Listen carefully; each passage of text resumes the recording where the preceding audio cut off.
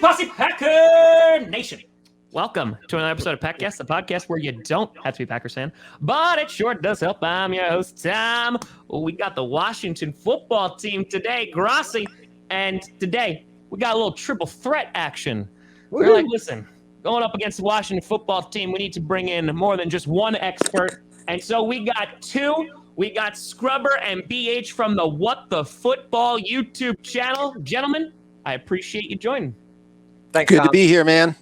Absolutely. I was talking to Brandon Perna, well-known friend of the show, and I was saying, looking for creators, looking for fans, because that's what we do. Every week we are interviewing fans or creators, and I found your channel, and it was just phenomenal. So, I love the energy that you guys had, the back and forth that you guys had, and it just is obvious that you love the team, and I was like, we got to talk. We got to talk.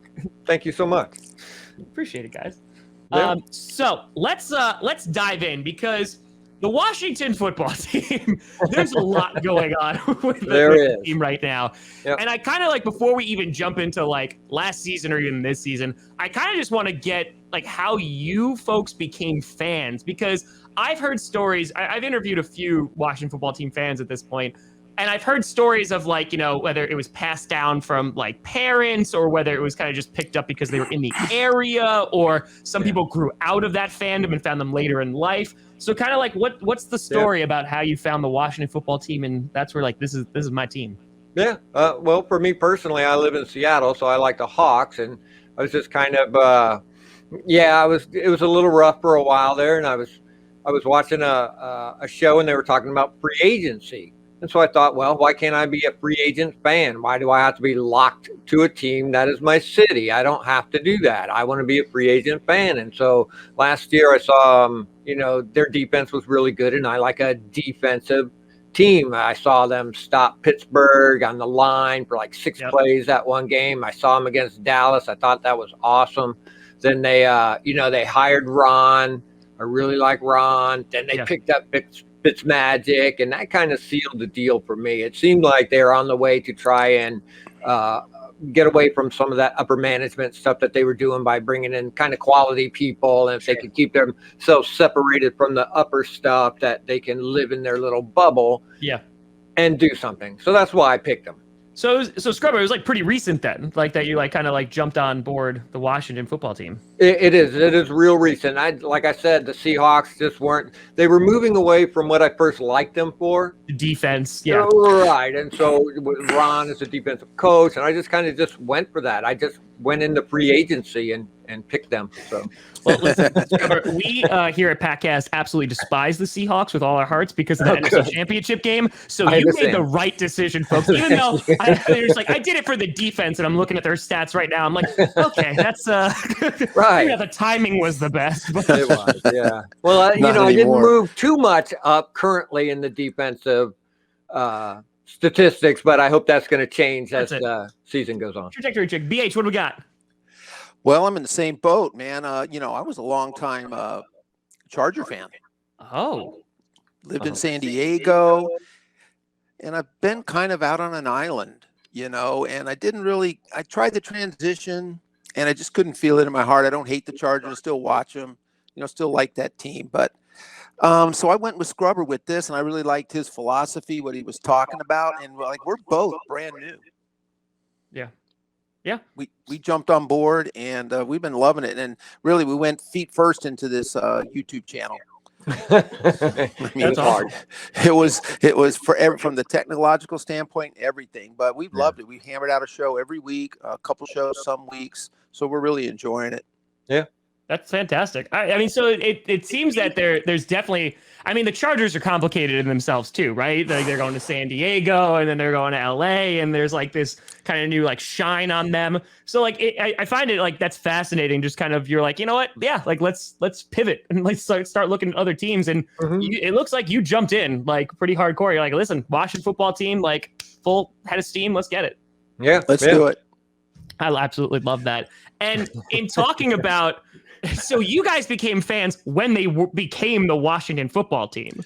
Pretty much around that time. Yeah. Okay. Yeah. All right. Because I was going to ask you how you felt about the name change, but at this point, I think it's more of going forward. Is there Yeah. do you have like any attachment right now to just the Washington football team, or is it like you want to see like a new name get put in there that's maybe a little bit more flashy? I think I personally I like the name. It's a enigma kind of name. It's just what are they? Are you a Washington football team's player? It's the Dolphins. Everything's got an S on the end. So how do you call that? So I just thought that was interesting, and it's generic. Who cares what the name is? Kind of personally, some of the other names that they're coming up with, I just don't care for. So I like Washington football team. It's different. So. Yeah, I'm in the same boat. I have to admit, at first it seemed very almost like a British soccer club, the Washington Football Club. Yeah. And now I've kind of grown to love it. But I think that's how it is, human nature. You get used to things. I've seen some of the new names. I know they like, I don't know, the Commanders perhaps, and or like Red Wolves, like or XFL names. Yeah. And Red Wolves I could probably live with. I think they came out with the Presidents. That was on the list, which that just blew me away. My theory on that is when they have the name and a bunch of people just hate it, they go, well, it was that or the Presidents. Yeah, exactly. And then everyone will go, okay, well, in that case, okay, I guess fine. It's not too bad then. So when they pick the eventual name, they're like, oh, at least it wasn't the Presidents. Yeah, thank God it wasn't the Presidents. But yeah, I could live with Red Wolves, and I like the idea. They're going to keep the burgundy and gold. Yeah. So that's great. So I can keep my hat. I'm good. I think the thing that makes it's unique, and I kind of feel like there's that old school feel to it as well, especially like when it's just like, the numbers that are like on the helmet. Yeah. And that's it. There's like no logo. It's kind of just like simple and plain. It's not supposed to be flashy. It's supposed to be like hard-nosed defensive football. Yeah. Right. Hopefully. And then maybe that's kind of the issue, because everyone wants to market something. Yes. Yeah. And so we want the Red Wolves, we want the Commanders. So I don't know. I don't know how their sales are doing as far as Washington football team, because you've got that built-in thing where everyone's going, well, I'm not getting anything now. Yeah, I'm waiting, and exactly. So anyway, well, we'll see. It'll be interesting. I guess it's got to come up in the at the end of the season. They may announce it. Yep. So we know. Let it ride. We'll see. We'll let it rock. So have either of you actually been to the stadium and like seen a game there yet, or is it kind of just like eventually? Eventually, yeah, we haven't. Like I said, we're so new on it right now. So, but yeah, that would be great. Now, we lived in the Maryland area, so we grew up back in the day with it was kind of split. You had that Redskin Baltimore Colt fan base, and now as a young boy, I was a Baltimore Colt fan. Okay. That was my team before. My dad was in the service, our dad, and we moved out to San Diego, and that's how all that transpired. But yeah, we lived amongst the Redskin fans. I mean, there was that back and forth where, the Colts were a great team. The Redskins weren't. As the Colts descended after Super Bowl V, boom, the Skins came up, and they were dominant. So yeah, we're very familiar with them. Yeah. Mm-hmm. Well, that's kind of awesome, because then there's like some home roots to it too, right? So it's not like, it's not like a complete random team, because you're like, you grew up in that ambiance, like in that environment in which you're just like, hey, like I'm familiar with the rivalries, I'm familiar with the area. Yeah. Okay. Yeah. That makes sense. I live in Seattle, so the likelihood of me getting to Washington anytime soon to see a game is probably not going to happen. I can't even watch it on TV. The NFL won't even give it to me there either. So trust me, I hear you. I have to watch. I live in New York, so I have to watch the Giants game as they get destroyed by whatever team they're playing. Can't wait for that slobber knocker of a game. And instead, I gotta watch it through other means. Just to watch a Packers game. So you started last year, really. That's when the fandom really kind of took off. So last year, the NFC East was dumpster fire. It was they were the whole division was not great. But the thing that stood out, I mean, you talk about knocking down the Steelers, right? Undefeated at the time. You talk about that defense, which was a top 5 defense last year, and it seemed that it was just missing the quarterback component. You make it to the playoffs, you go up against Tom Brady, you lose to the eventual Super Bowl champions. I'm in the same boat. Yeah, we all are. We're in the same boat. And so heading into this season, I think the overall assumption was wow, this defense is going to be really, really good again, right? Yeah. And you talked about the guys that you acquired. You got Fitzmagic. You got, Terry, who's a fantastic underrated wide receiver. Terry. You have the run game. So can you kind of like shed some light on the defensive side of the ball? Because I think that's the most surprising thing, because right now they're ranked last in terms of the points allowed this season, which is a far cry from where they were last year. And if their offense wasn't good, like, okay, but it's their defense that has taken a decline. Any ideas? Yeah. I don't know. We talk about it. A lot of new people came in. They're working with some young people as well. Yeah.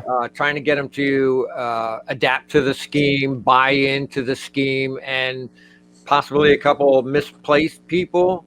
People talk about Landon Collins. Now they're doing stuff about it, so they're pulling him up front. Some of that looked good. They brought in Corn Elder. So I think changing up the scheme a little bit has been helping there. They were just rushing 4. Now sometimes they'll bring in a 5th, 3 down with 2 on the side, putting more pressure on.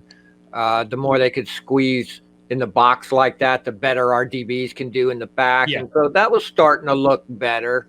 I just think it's a matter of time. We talk about process on our channel. We just process, and hoping these guys buy in. They have the capability. They're certainly good enough to do the things they do. It's just a matter of gelling and getting it together. And I see it going in that direction right now. I really do. So, and in the beginning, like you said, the way I looked at the team was the defense, as they were last year, was going to keep the points down, supposedly. Exactly. And then all Fitzmagic had to do is just run the offense and just make some points. You know what I'm saying? And so, and you can see how that kind of comes undone in the first second series in the first game, and he's out already. So, but you got to have next man up and that kind of thing. Sure. So, it's been tough, because if you go back, we got our shows on our channel, on the What the Football channel, and you can see us talking about it. And it wasn't just us. A lot of Washington football team channels were saying this offense is going to grow in time. We got a new quarterback, but it doesn't matter because the D is going to stuff them down. And then the whole thing kind of blew up, and it is a mystery about the D. A lot of it really, if you really look, we've seen it. It is in the back end, the DBs, the coverage, it's just not quite, and you know how the D line and the DBs have to work together. Of course, you gotta give, if the DBs are holding guys, staying on top of guys, that defensive line can get in there. Exactly. So they've just got to sync it up. I like the idea of getting Landon Collins up on the line as an off-ball linebacker. I think that's where he's going to excel. He doesn't think so. I know he's a little hurt. It's like moving a right tackle to a guard or a corner to safety. Then no one wants to do it, but he really is. That's where he could excel. He's great rushing the quarterback. So having him up on the line, if he would buy into it a little more, I think he would excel. And it's a plus because you get him on the line and you get him out from the back. I think he is buying into it because they have brought him up a little bit, and he has been making a difference slightly. And so I think we talked about it on our show, is it allows the defense to gel a little better. We talk about bringing things in increments. If you can take 2 and 3% off here and there and squeeze it down, you can, in a elite NFL football, you have to chop off little bits. And so I think guys see them squeezing it, getting closer and closer. Now the jury is still out for me on Del Rio, so I don't really understand. He's kind of cryptic the way he talks on his interviews. Devontae Adams is a great player. He's just saying generic things and stuff. And it's a little frustrating for me. So it's just coach speak. Yeah, exactly. Well, I think in terms of, you could look at it, and again, I don't have the stats right in front of me, but I have to imagine that with the time of possession, if the offense is not converting into points, that's just going to leave the defense out on the field longer. And just by proxy, they're going to let up more points, right? Because as the game goes on, they're going to get more and more tired. And you talked about not having Fitzmagic. Like, that's a big deal. Like, that's a big drop off. You have an experienced vet like Fitzmagic who's in there. And like you said, if the defense was playing how we thought they were going to, you put up 20 points, you're going to win most of those games, right? Because the defense was just suffocating and constantly getting after the quarterback and what have you. So I think right now, while there's obvious injuries, I think there's just that mismatch, right? There's kind of just that balance. So I think it's a matter of just trying to get to equilibrium a little bit. And then once you do that, you'll start to find some success. Yes, I believe so. So, it's true. I went through the same thing with the Seahawks too. They would get gassed at the end of the game. And we talk about this on our show is the key to taking on the Packers is to have the offense sustain drives, work 5 and 6 and 7 minutes off the clock. Of course, keep it out of your man's hands so he can't do his magic. And then on the other side of the ball, to sustain that drive, I think your guy Alexander is out, and I think King is a little banged up, and so you can take advantage. I think who's your other boy, Smith, your linebacker. I think Smith is not good. Yeah, he's didn't practice. Yep, so, Darnell Savage is limited. Yep. Yeah, so there's small, tiny things in there that I think can be done to take advantage of, and with this team, that's what they're going to have to do. And so with the defense, of course, they like that. Packers like that open backfield, you know what I'm saying? So if you can squeeze Rodgers a little bit, make him a little more uncomfortable, hopefully, and then, keep an eye on Jones, keep an eye on Adams, that's going to be tough work. So it is. It's kind of familiar. I mean, really, we talked about it as a game plan. It's very similar to the game plan that they should do against KC when you think about it. Yeah. And actually 3 quarters, they almost pulled it off. They could. And then it all just kind of crashed and burned. But it's kind of the same thing. I mean, they have 3 stars that you have to watch on offense, and kind of the same with you guys. You got Jones, Aaron Rodgers, and Devontae Adams. Those are the 3 guys you can't let kill you. Yeah. And you let the other guys beat you. And I kind of think we did that with KC. Mm-hmm. And then it kind of fell apart. That whole first half, I was like, oh, damn. Like, they're going to win. Like, you guys are going to win. It was good, wasn't it? Patrick Mahomes looked awful. Like, that one interception on, 3rd and 1, I was just like, oh, boy. That's awesome. I know. Yeah, that was like amateur hour. But, that's the thing with guys like Mahomes and Aaron Rodgers. Yeah. They never have a totally bad game. They always, no matter how bad they look, and in the fourth quarter, they come alive, and then you're dead. Exactly. Like you just have to keep that foot on the gas the entire time. Like you can't let up. No, you're not wrong. And kind of going into this season, what it's looking like, the NFC East is not looking great once again, right? In which the Giants are they're real bad. They're in rough shape. Everybody getting injured there. The Eagles, they're a weird team to just try and figure out. The Cowboys, obviously, they're jumping up and being front runners for the NFC East. Kind of where do you think you guys fit in terms of where this season could take you? Do you think you could turn it around in time for this season, or is this kind of just another brick in the rebuild? Personally, that we've talked about it in our show too. Dallas is good. They're on their bye week this week. Yeah. And sometimes when you go on a bye week early in the year like this, things like that have a way of undoing things. Season. You know what I'm saying? It's a long season, so they got 11 more games after that to get to the end of the season. That's long. And so for the Washington football team, as our schedule at the end of the year is all 5 of our division people, and we've already beaten New York, and so there's an opening there. If we can just maintain through the middle of the season and just keep it even close, if you can take on those guys at the end of the season and win out those last 5 games, there's a chance there that you can take the division, and that's the critical part of it, taking the division, and I think it can be done. So. Yeah, it's going to be. One thing is Dallas got crushed with the injury bug last year, and they're so far they've been fine this year, and we've taken the Washington football team's taken quite a hit. So we got to hope, not hoping for injuries, but that, like you said, after that bye week, maybe some things change. We're going to be getting guys back. I mean, we really need Fitzmagic back. Yep. Our offensive line, we got Cosme's out, Brandon Sheriff's out. So we are going to get some guys back. I kind of agree with Scrubber about really, and it seems very tough to do to win the division because relying on the wild card, even with the extra one, the way the standings are going and the numbers are running, you got to take care of it on your own. No guarantees. No. None at all. In our division, you won't get into the wild card if there's too big of a difference. There's too many other divisions where everybody's real close, and the second place will get in. But in our division, that'll be tough. Yeah. So. Well, I think. We got 2 games against the Cowboys, so. I mean, it could be a difference maker, right? I mean, you talk about, it is a very long season.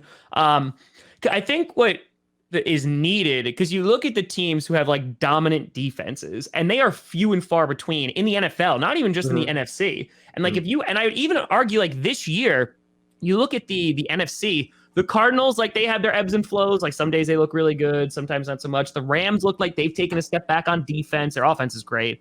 The Bears have taken a step back. The Buccaneers, they're letting up a ton of points. I know they're really injured, so they might be getting healthy at the right time. Yeah. But, having a really good defense in the playoffs could be a difference maker, and just teams are not used to, like, 'cause it's such a passing league and a high scoring league. If you're able to get back to that suffocating defense, I mean, yeah, then you got a shot. Yeah. Yeah, I believe so. Developing the run late in the season is a good thing too. We got our boy Antonio Gibson. He's got the shin injury. We got a couple guys in the backup that look good. We got Jonathan Williams still on our practice squad, and Jarrett Patterson. He's a new guy. He's coming up, so establish that run. It's just a matter of development, getting it going. I'd love to see Fitzmagic come back. He might pull things back together. Yeah. Logan Thomas, McLaurin is just covered up because there's no real other threat to that other side, because no Samuels, no Cam Sims and that kind of stuff. And we've been putting Carter on that side, and it just isn't a threat to other teams. So once we get our guys, and everybody suffers the injury, it seems a lot lately. Defenses, I don't believe it's hard to be a defense in this current NFL. I mean, they just gear it all towards the passing game and score. And it's just impossible to cover some of that. You touch a QB's shoulder, it's roughing the passer. Yeah. So you can't touch anybody, and all the fouls and all this stuff. And, the Zebras got to get their act together too. So. Oh, yes. Well, and you're right, though. I mean, that is the key. I mean, it's like would be the one saving grace for this team if it did get back to where it was last year. Before we jump into kind of like predictions for like the game on Sunday, there's a lot going on in the Washington football team outside of what's going on the field, right? Yeah. Whether it is with emails that got John Gruden fired and the investigation into the Washington football team, or whether it's, what happened with Sean Taylor over the weekend and that controversy and just the way that it was handled. For you as fans of the team, is this something where you're just like, you mentioned before, like being in your own little bubble, right? And kind of just being like, let's just watch football, let's play football, and let's watch how the team does.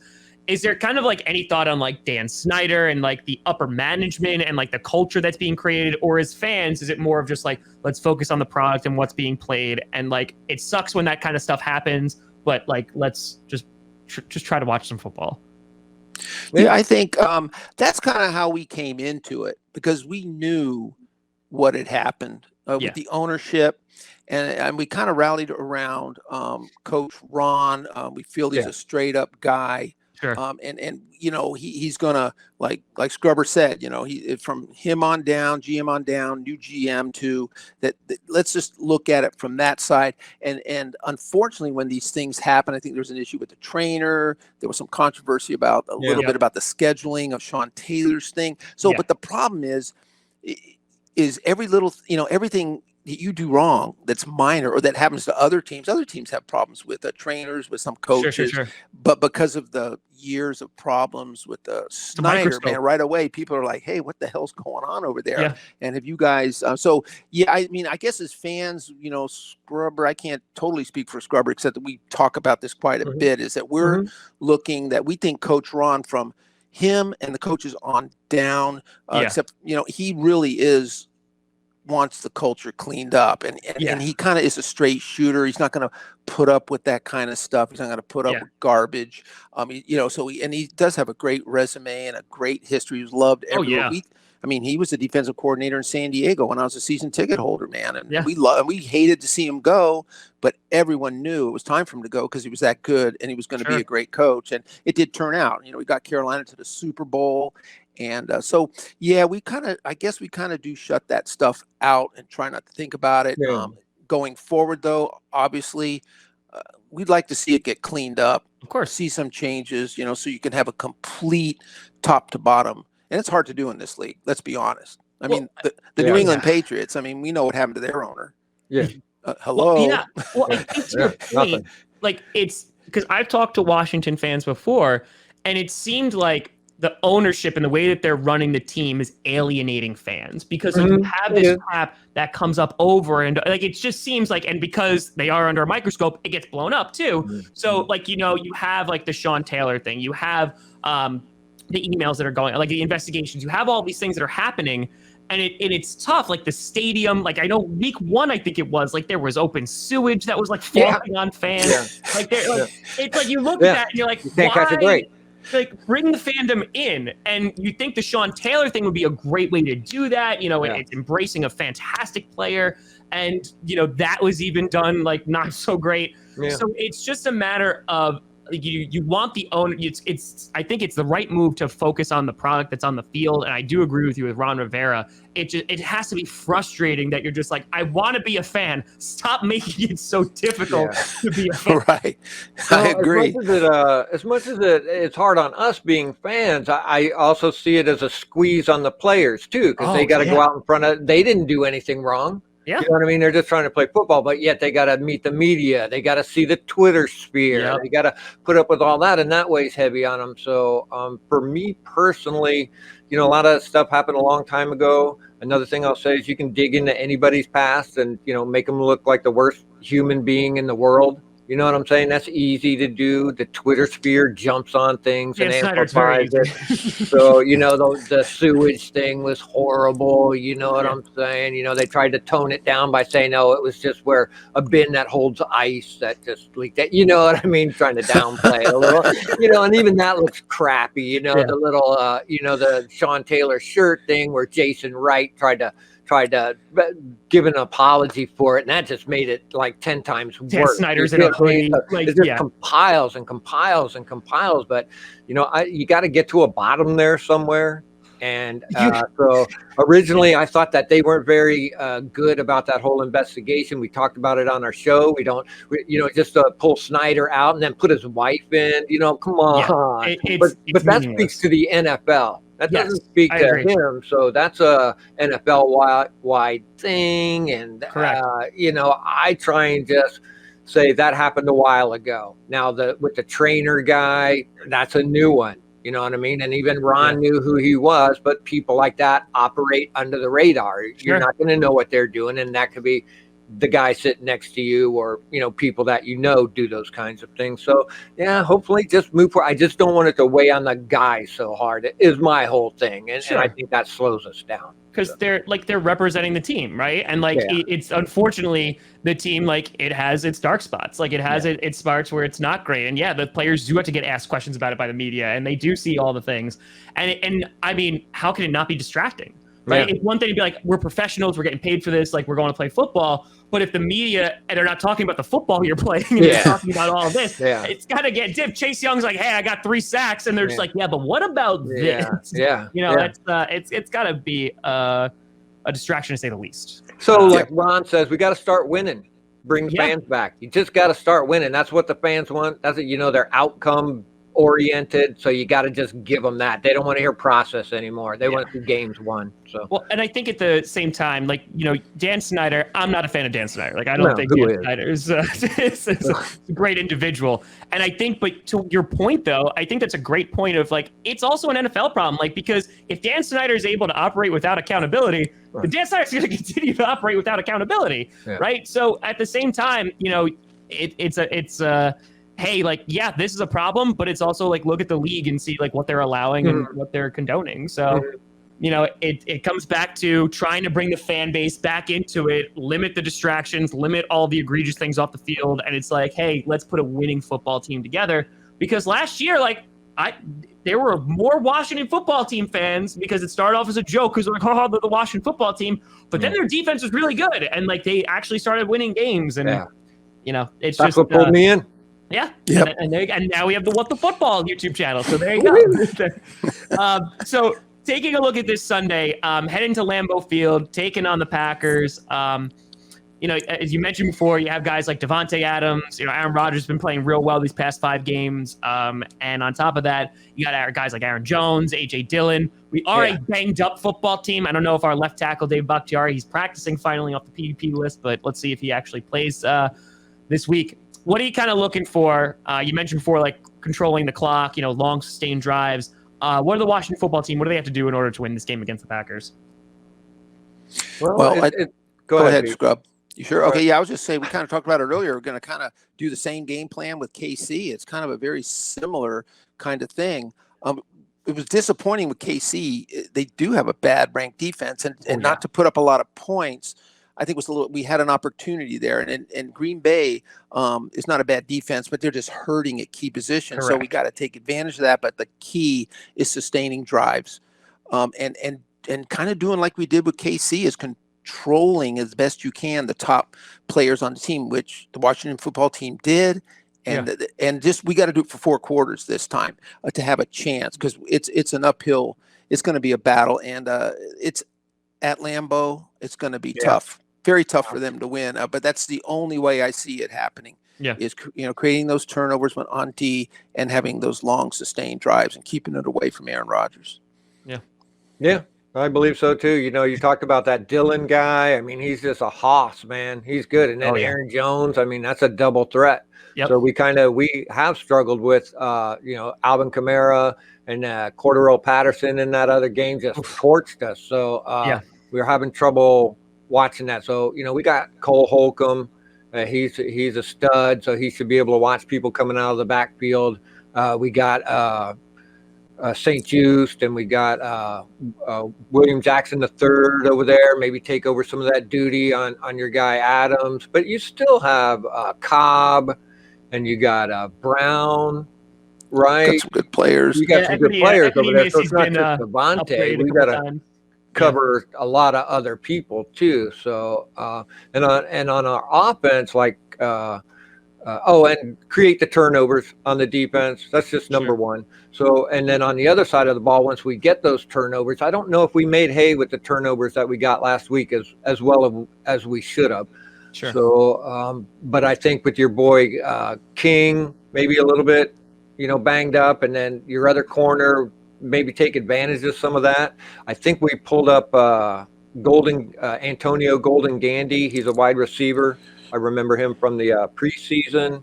I think he'll be able to get over on that. What is that, the Y side or side? He'll be on the other side to help out. I think he should be able to at least get some respect on that side more than we were getting on that side, and give McLaurin some more breathing room. So try and break that up a little bit. I think Seals Jones is coming along, our tight end. So he's looking a little better. Maybe he can be a little more threatening. I'd like to see him block a little better too. So that's about it. Get sustained drives, get the turnovers, make Aaron uncomfortable if you can. Get Chase in his face and all that kind of stuff. So good pitch. No, what do you see? So because what I was looking at is, obviously the stats, this looks like this could be a big game for Davante Adams, right? And that Davante Adams is always the number one guy. Like regardless, and everyone knows it too, because like MVS, he's out. He's on short-term IR. You have Alan Lazard there. You have Randall Cobb there, of course. EQ, Equanimeous St. Brown. He's been called up from the practice squad a couple of times. There's definitely threats, but I think it's a matter of, Rodgers is playing really darn good football. And I mentioned this on the show today with Perna. And Aaron Rodgers not in the MVP conversation this year because of like what happened with the Saints game. But like the last 5 games, he's thrown over 1,300 yards, 12 touchdowns, only 1 interception. So like he's playing good football. On fire. And it's like careful football. It's not like amazing numbers or anything like that, but it's good football. So I think as long as it's remaining clean, the big thing is going to be like, are we going to be able to run the ball? You mentioned Kamara, you mentioned Patterson and having some issues with that. Aaron Jones and A.J. Dillon have really become kind of like a dual threat. A.J. Dillon's starting to see more carries over these past couple of weeks, and that would be a nice like thunder lightning combination. So I think if they're able to sustain that and like able to take advantage of the run defense, then we'll have a good time. Yeah, definitely. Yeah, because that gets that play action going, and then Rodgers is just deadly. Yeah, he just does what Aaron Rodgers does. Yeah, it's amazing. I got a little curveball question for you. Let's hear it. A little curveball. So you guys obviously getting Chase Young, that was real big. Kind of that defense being built up. I know there's free agents that are in there as well. So if it comes down to, next year in the draft, let's just say it's a top 10, top 15 pick, whatever it winds up being. where do you want to target? Do you go after a potential franchise QB if you're low enough? Like, are you at that point yet without seeing Fitzmagic? Because, even if he plays really well, he's a Band-Aid. He's a temporary fix for like the moment. You could draft a guy to sit underneath him. Do you go offense and kind of like build that up and try to be a little bit more of an offensive force, or do you continue to build on that defense even more? Because you've gotten defense for a while, like Montez Sweat, right? You obviously got Chase Young. You brought these guys in. So, like, where do you see them targeting, like, what side of the ball for the draft? I would say target the QB. We know that Fitzmagic was just in here to be like a veteran leader, bring him in because it's a young team, plus lots of new people. So he's a person you can rally around. And so I think the defense is pretty square. I would go for somebody who could, I don't know if Heineke's our guy.